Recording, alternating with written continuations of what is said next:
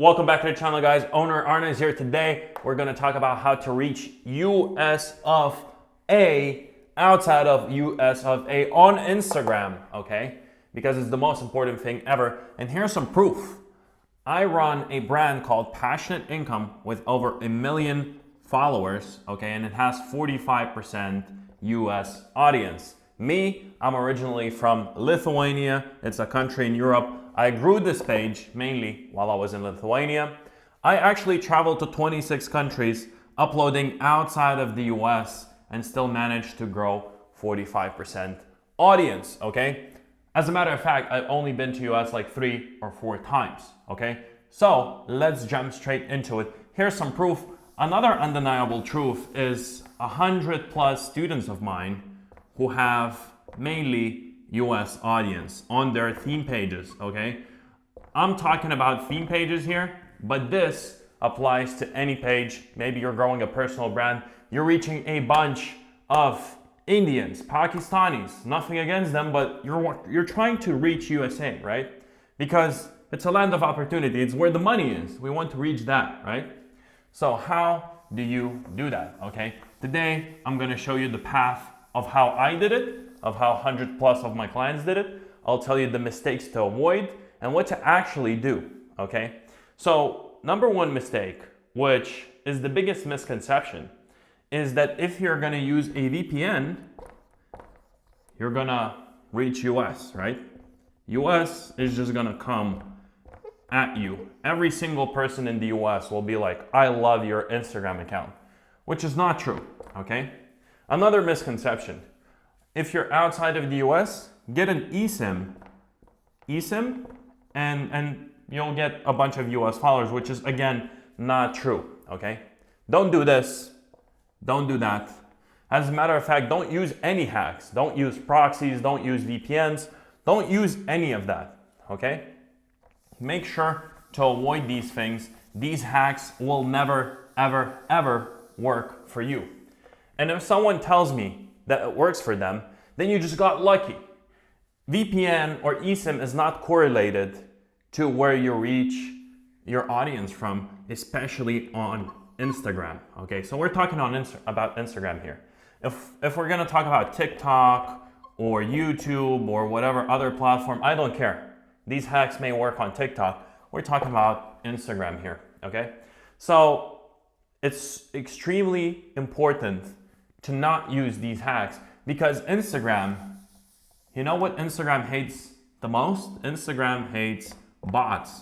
So you've probably been on Instagram and you went to some random comment section and you see a bunch of bots saying, oh my God, thank you, invest with Russ. A mere investment of $10,000 turned into $365,000 in 2 days, right? Those are bots, obviously. Most people understand that, but you know, people who are maybe older or English is not their first language, they can get caught in those scams. And obviously it's a huge problem for Instagram because what happens to Instagram? Advertisers don't want to advertise on Instagram when you have a bunch of bots. So they're trying to avoid bots, okay? And what do bots do?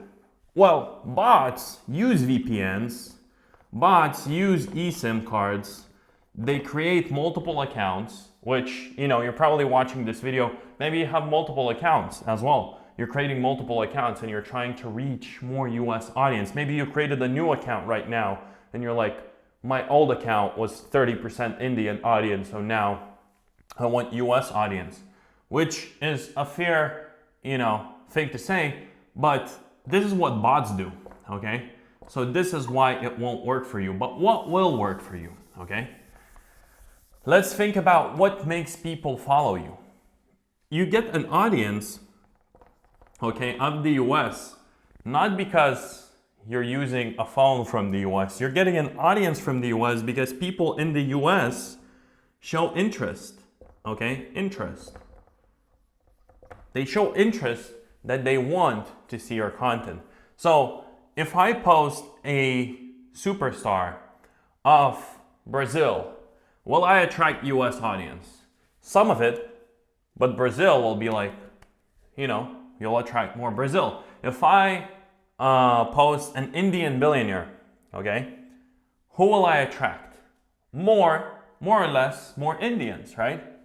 If I post about election in the US and talk about a topic that's going on in the US, then I'll attract more US. Well, election now is kind of becoming more of a worldwide thing, US election, but still, you'll attract more US.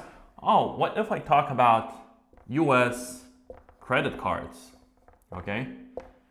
A lot of people outside of the US don't know that, but USA credit cards is kind of like, it's a USA thing. You have credit cards all around the world, but credit card hacks, credit card points, stuff like that, it's mainly around the US. And you have credit card points in different countries, but US is the king of credit cards. It's the king of debt. It's the king of banking, right? That's why USA is the land of opportunity, because there's so much credit out there, everyone can get access to money.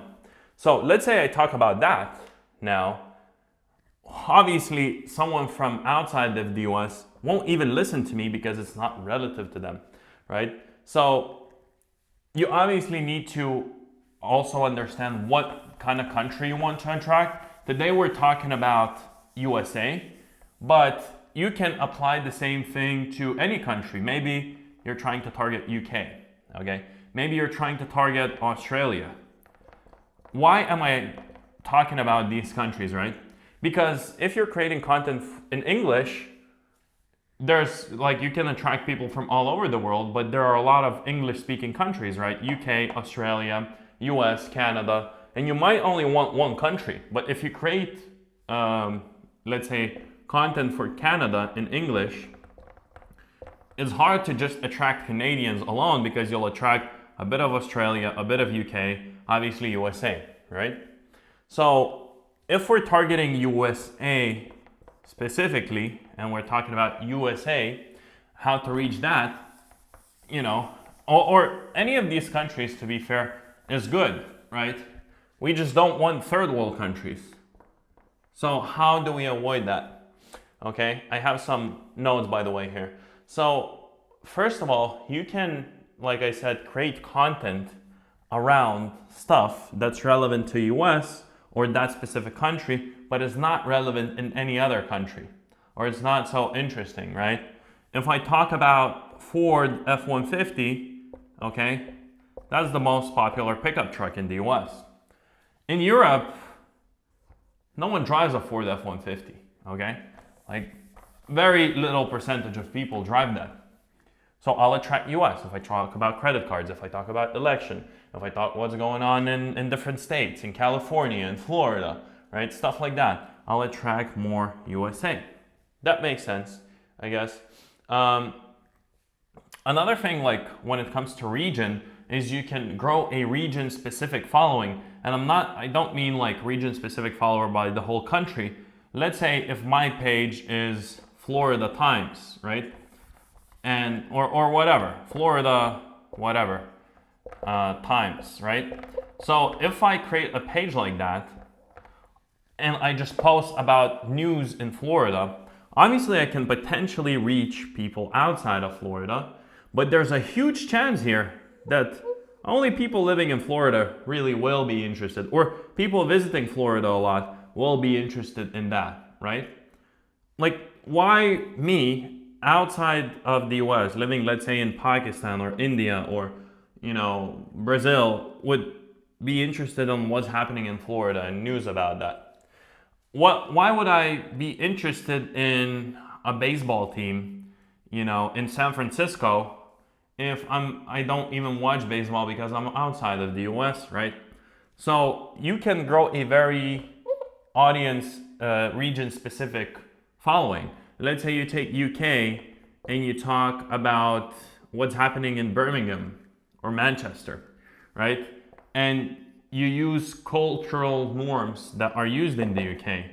You create content in a way that people in the UK speak. Even if you're based outside of the UK, you will attract mostly UK audience, okay? It's very simple. You know, and it applies to different languages as well. Like Spanish is spoken by what, 600 million people worldwide? So obviously if I make content in Spanish, I'm not only gonna attract like Spain, I'm also going to attract the whole Latin America, right? But if I want to just target Mexico, right, I will create content for Mexicans, right? Or about, I don't know, Mexico City, right? Best places in Mexico City. That's content relevant to that region, right? It's people who are around that or planning to go there will be attracted to this type of content, okay? So I can give you more like US examples, right? So how did we grow 45% US audience on Passionate Income? So on Passionate Income, it's a page for entrepreneurs, finance, business, stuff like that. We started talking about stuff that only is related in the US, right? By the way, like I said, I grew the whole 1 million followers being outside of the US, okay? So what did we talk about? We talked about Roth IRA, which is just a US thing. Different countries have the same thing, but it's called differently. So if I say Roth IRA, that only speaks to people who are inside the US. We were talking about Amex credit cards or stuff like that, right? Credit card points, how to improve your credit score. And all of that exists like in the UK or Australia, right? But it's way different as well. It's the same thing, but it's called differently. So again, Amex, credit cards, stuff like that, things that happen in that specific country. We would talk about FHA loans, right? FHA loan, ever heard of that? Where you can put down like 3.5% on the house. Yeah, that exists in other countries, but it's not called FHA. It's called something different, right? First time buyers, whatever, loan or whatever. In every different country, they have different terms, right? For example, language and symbols. We would use always USD, right? So obviously, if we upload a video and it says, oh, I have 100,000 pounds in investments or 100,000 euros in investments, people from the US will be like, what? Euros? Like USD, is the strongest currency. So you want to use USA specific terms to speak to people, right? For example, there's a difference between a UK English and US English, right? And we all know that. But like in a written way, you can pretty much understand everything UK English entails, right? But some words are spelled differently, right? Like color, or bonnet or whatever. Like there's plenty of words. So in your posts, every single post, make sure you're using US English. I see this mistake a lot. People are trying to reach US. They're making content with UK English, okay? I see a lot of people from India doing that because they speak in UK English more or less, right? So keep all of these things in mind, but hopefully you understand there's no VPN, there's no trick. It's how to reach the actual person, how to communicate stuff to the person who's sitting there in the US, right? You need to speak their language. Not only English, but you need to speak their language. Also, did you know that like Tom Brady, for example, is not a superstar in Europe? No one cares about Tom Brady in Europe. No one cares about Tom Brady in Asia, okay? It's a USA thing. So if I give an example, giving a presentation about Tom Brady, people will be like, oh, I understand that. But if I say Ronaldo, okay, which is the true superstar, people from the US will be like, Ronaldo, like I've heard of this popular guy, but like, I don't care about him, right? Makes sense, okay. So, very simple. Again, 45% US audience on Passionate Income. If you like the video, all I'm gonna ask you to do is just leave a like on this video, leave a comment if it was useful, and when you have a 45+% audience on your page, on your Instagram, please reach out to me at owner Arnas, okay, owner, and then my name, Arnas, on Instagram, and be like, yo man, I just grew a bunch of USA followers. Hope you enjoyed the video, and I'll see you in the next one.